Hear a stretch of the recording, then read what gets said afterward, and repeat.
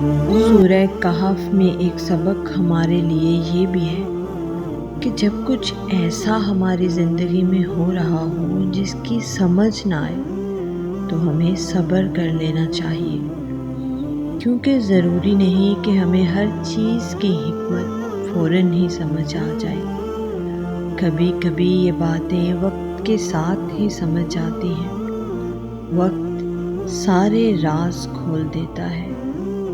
اللہ تعالیٰ نے سورہ آل عمران میں خود فرمایا ہے کہ دعا پہاڑوں کو بھی ان کی جگہ سے سرکا سکتی ہے، تو قبولیت کا تو شک بنتا ہی نہیں ہے۔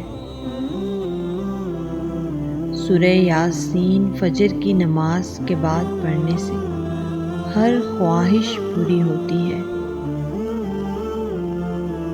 سورہ مریم ہمیں سکھاتی ہے معجزے ہو سکتے ہیں، اللہ اپنے بندوں کو تنہا نہیں چھوڑتا، مشکلات کا حل اللہ ہی نکال سکتا ہے، اور بے شک سب اللہ کے حکم سے ہی۔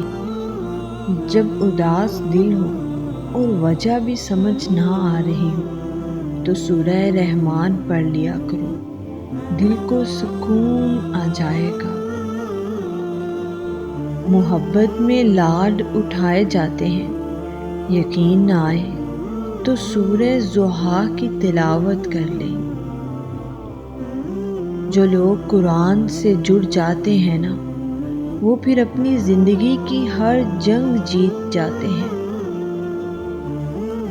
دلوں کے حال تم سے بہتر تمہارا اللہ جانتا ہے، اور تمہارے خاموش سجدے اور تمہاری انکہی باتیں خدا کے ہاں بہت خاص مقام رکھتی ہیں۔